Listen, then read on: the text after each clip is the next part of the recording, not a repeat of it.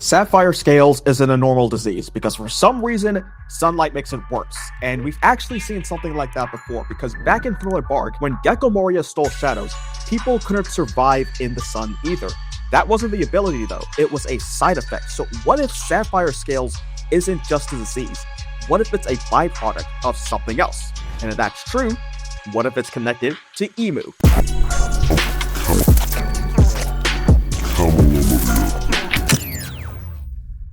Back in Thriller Bark, where you remember the Kage Kage no Mi as just Moria's zombie power, but the deeper you look at it, the more it starts to feel like one of the most disturbing abilities in the entire series. Because when Gecko Moria removes someone's shadow, they can't survive in sunlight, and the important part is, sunlight isn't what Moria controls. He doesn't have any power over the sun at all. It's a side effect. And this isn't just a one-time thing either. This is a pattern Oda uses throughout the story. He consistently takes internal changes like a person's will, identity, or emotional state, and expresses them physically. We see it with hockey, specifically with armament hockey hardening. Your will strengthens and your body literally reflects it as a visible coating. We see it with devil fruits. When something about you changes on the inside, your body changes with it. The Happy no Mi rewrites your existence and your body becomes a toy that can't disobey. Smile fruits mess with your emotions and your face gets stuck smiling no matter what. The Kage Kage no Mi shows this directly through Shadow Revolution, where Moria changes a person's shadow and their body is forced to match it. And the Opi no Mi can separate who you are from the body you're in. Different abilities, but same principle. Change something internal and the body reflects it. So basically in One Piece, when that link breaks, your body just stops being your body. Like it doesn't even gradually change, it just turns on you. And that's the wild part, because now your body is out here moving around doing stuff and you didn't authorize any of it. It's like getting gentrified from the inside. And that's what makes Sapphire Scales stand out, because it doesn't act like a normal illness. It's tied to experiments done on the body itself. And it can even be passed down, which means whatever caused it changed something at a deeper level. So now we have to actually look at Sapphire Scales itself, because if it follows that same pattern, then the way it behaves isn't just weird, it's specifically weird.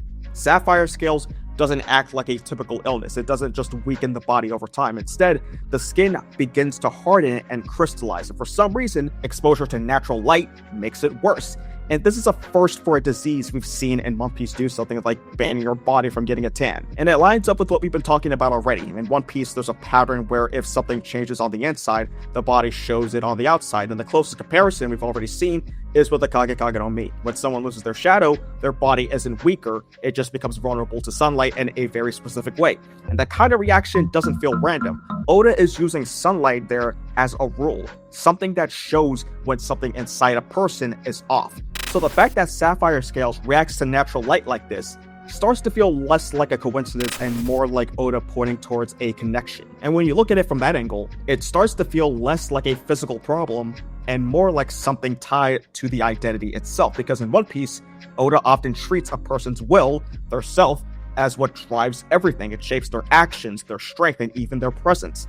So if something is interfering with that, then what we're seeing here might not just be damage to the body, but a disruption between a person's will and the body that's supposed to follow it. You can still look at it as just a rare disease. It's poorly understood, it's barely documented, and only a few people even know about it. But when you're talking about how it behaves, it starts to line up with patterns we've already seen in the story, especially when you factor in the sunlight, because we've already seen something like that with the Kage Kage no Mi.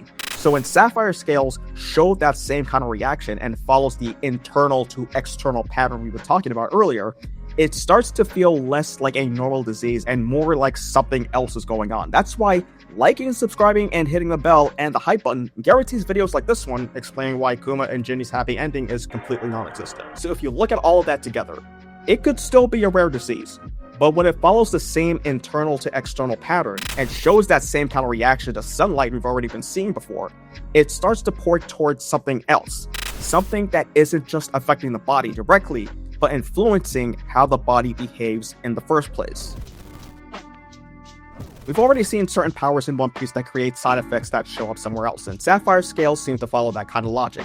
And we've already seen a version with that earlier with Gecko Moria, with the Kage Kage no Mi. So if Oda's already shown a power like that, then the real question is, what does that look like when it's taken even further? And right now in the story, There's only one figure who is likely to operate on that level, Emu. And this is where things start to line up with what we've already been seeing from Emu, because their power doesn't just seem to affect people directly.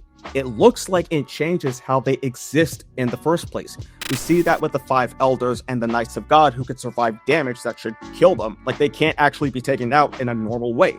But what's interesting is how that immortality works. Their bodies don't seem to heal toward a better state. They just reset.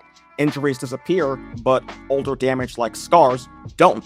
So instead of true regeneration, it looks like they're being returned to a fixed version of themselves, which suggests that whatever power is affecting them isn't just keeping them alive, it's preserving them. And this is what we refer to as a covenant. We know these covenants can grant power, but they also come at a cost. They bind people to Emu, they take a portion of their life, and in some cases, even override their ability to act on their own. And One Piece already pulls from a lot of biblical imagery, especially when it comes to world building and characterizing specific figures. So when you factor that in, the details here start to stand out more.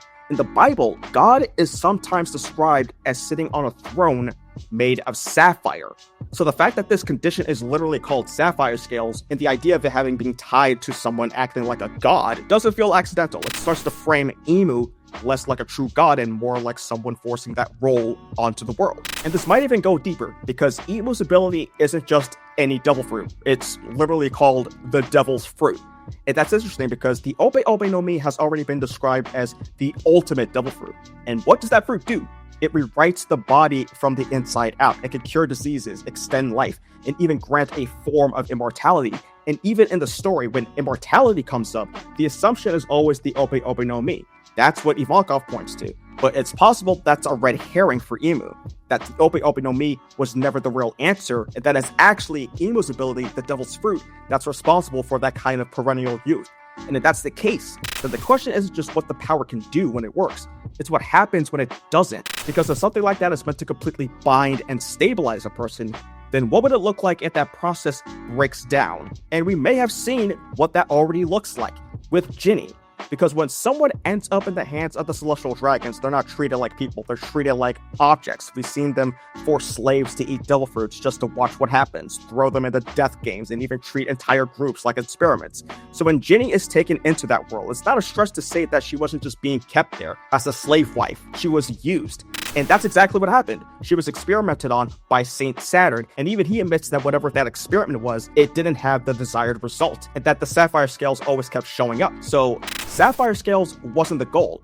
It was what happened when the attempt went wrong. And since there's already a strong implication that the 5 elders are involved in placing, at the very least, shallow covenants, like when Harold first received his, and only the 5 elders were present rather than Emu, it raises the possibility that what Saturn was doing to Ginny wasn't random, but an attempt to turn her into something like a Knight of God, specifically a devoted Blade of God. And if that's what they were trying to do, why? Because if this process is meant to completely control someone, then the only thing I can think of that could stop it is the one thing that makes sense to override it in the first place: willpower. And this is where I need to bring in a theory of my own that I brought up in the channel before, because I think in One Piece, a person's soul kind of works like the sun.